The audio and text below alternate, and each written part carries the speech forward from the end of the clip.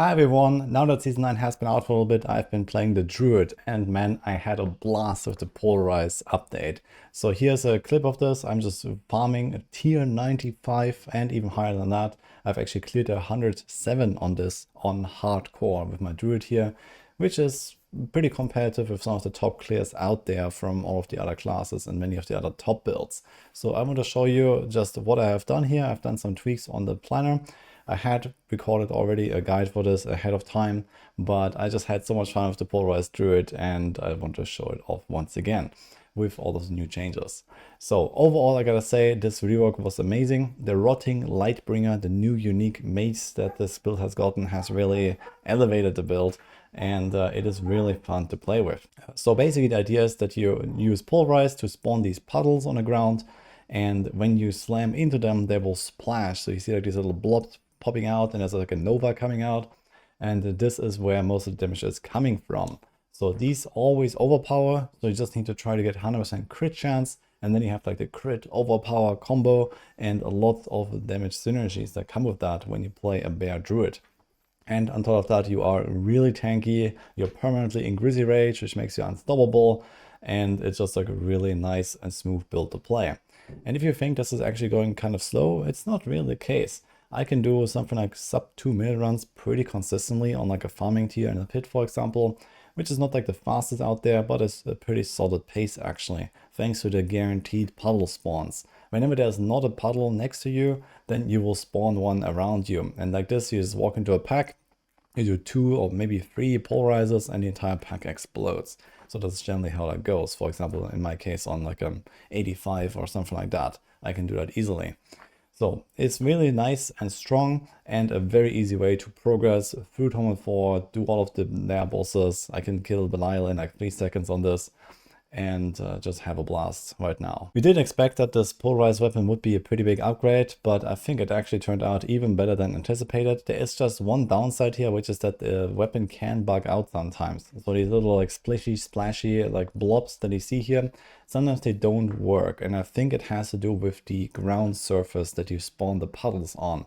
So if it's like an even ground like this here, where you have like an arena with, you know, just like tiles like that, it's usually working fine. But as another example, if you have like this kind of like hilly grassland tile set like this one here, then you see there is no like blobs flying out, or sometimes they do, but most of the time they don't. So this is just a bug with the weapon right now, and I hope that will be fixed. And if that is fixed, then the build is going to be even better and especially more consistent.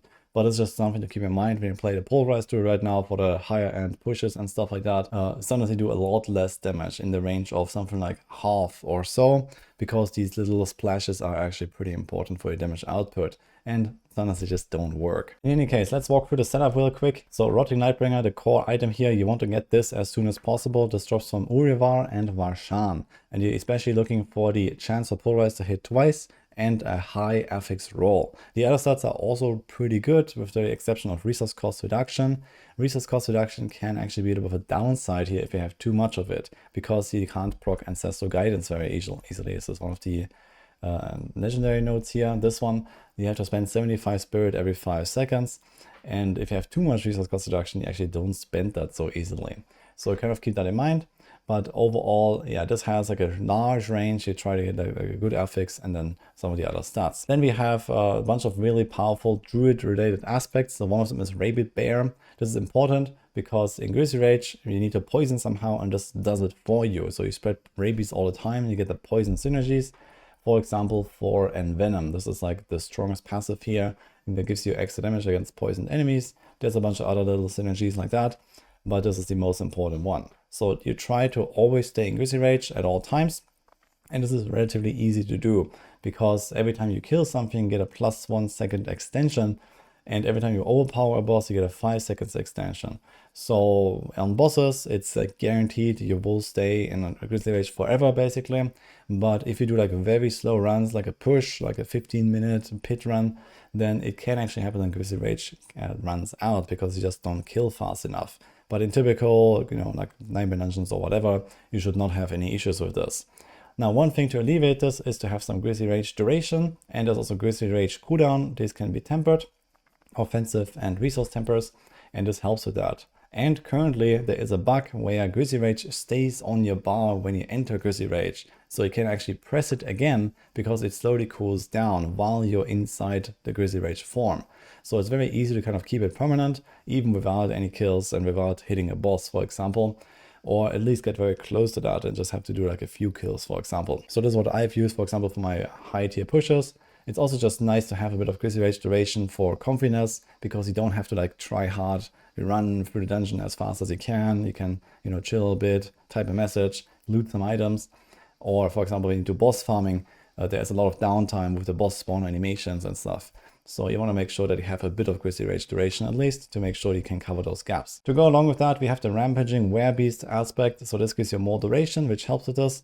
And also extra damage up to double. So again, you want to have 100% crit chance and get double damage from this aspect.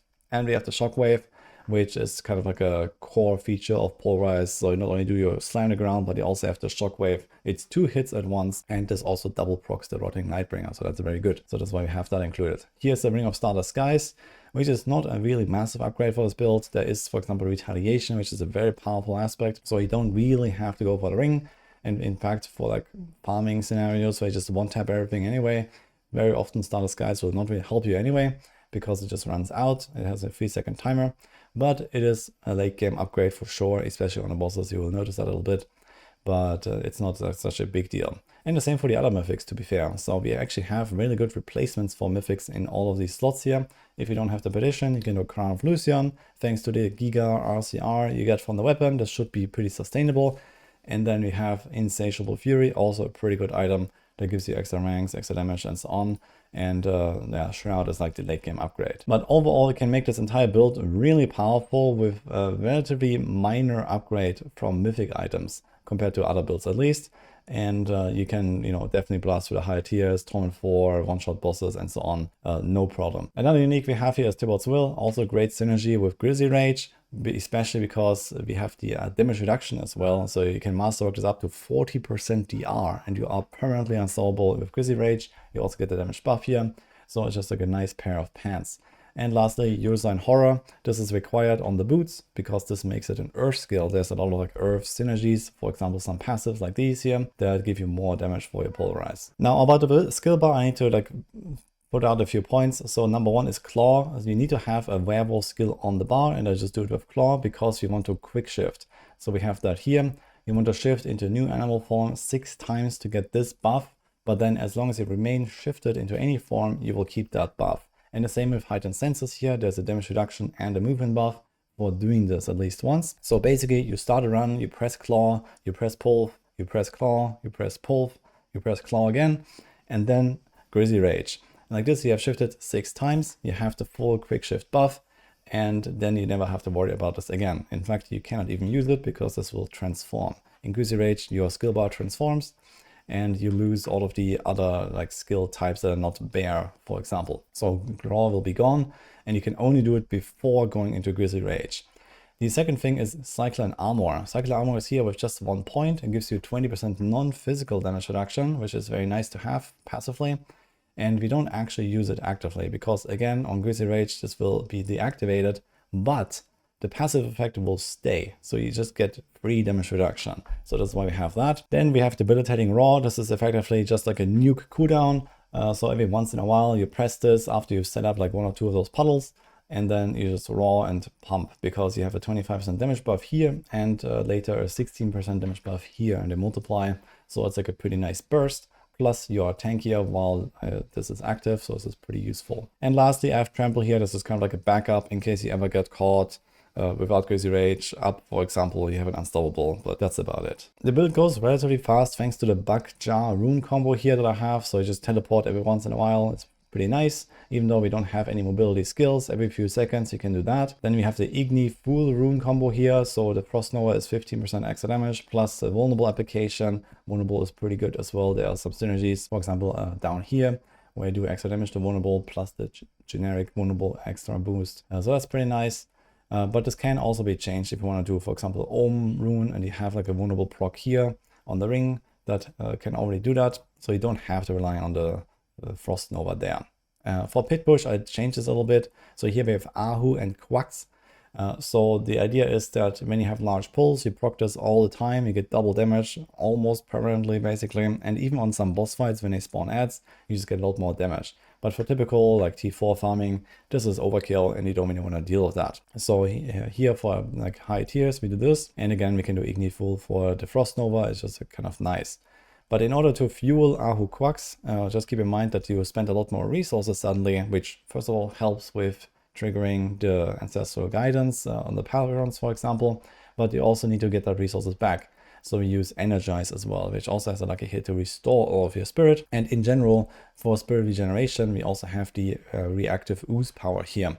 So you just slot this in as soon as you get it, and you will effectively have infinite resources for, you know, all the time basically. Even without this weapon here, before I had it, I was still fine with just that. But if you have any resource issues anyway, then you can also use the Gifts of the Stack boon here. This gives you 10 spirit per second on top of the reactive ooze, and you should not have any problems at all. In general, this is largely the same setup when it comes to skill tree, paragons, and so on between the different progression variants. You can also play this from like earlier on, like from level 1 basically, you can play Pulverize. We do have the maximal leveling guide so that you can check out here if you're just starting out a druid. We have that here. The thing is that you can't really get like super crazy aspects for this build from just codex powers. So for example, the shockwave aspect is drop only, and some of the other aspects as well, like they're really good. So you kind of just have to start blasting and hope for the best. But as soon as you just get a few of those uniques, especially Rotting Lightbringer, if you're entering Torment 1, Torment 2, farm a few Vashan, farm a few Urivar, get this thing, and it's going to be a huge power spike. And then the rest will come just from better gear, upgrading your aspects, upgrading your paragons, and you're going to be flying through Torment 4. So the only thing that really changes between those different variants here, if you want to like speed this up or make this more powerful, so it's mostly the runes and also like the boons. I change them around a little bit. For example, for the push, eventually I use like the attack speed here instead of the life, but the life might be really nice early on, or maybe the crit here to try to cap out on the crit. And you can also maybe like change one of the gems around here to either help with the defense or help with the crit or something like that. One last point about the boons, in case you keep running out of Grizzly Rage for some reason, because maybe you forget to press it or you have a short duration or something, you can use Calm Before the Storm. It is a pretty low lucky hit chance, but at least in large packs it does proc pretty reliably, and like this you can reset your Grizzly Rage, because you really want to stay in Grizzly Rage. Without it, you lose like 80% of your damage or so, so you really want to try to keep that up. In Torment 4, it might be kind of okay once you're geared, but if you go into pits, then you will definitely notice it.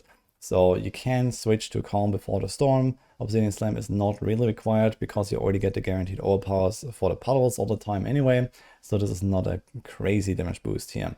So for consistency, you can go that. And that's pretty much it for the setup here. You can also check the different progression steps for the paragons, for example. I have those here for like different levels, just to give you a bit of an idea.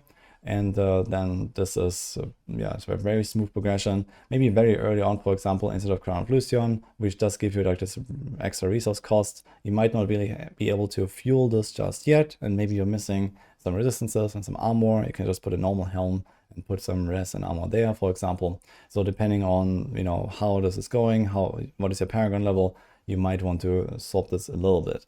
But overall, as soon as you get this weapon, and then, maybe the Tibalts as well, you're going to be feeling really powerful already. I can just say the Druid is really good, really strong. I had a ton of fun with this, and I'm actually planning to maybe push this a little bit higher still once I get an upgrade on my weapon, which is not that great right now. It's very hard to get a good Lightbringer, so keep farming those bosses. But yeah, this is my updated guide for the Pulverize. Hope you enjoyed this. Good luck with the Druid, or in general with Season 9. Stay tuned for more videos, and I'll see you guys next time.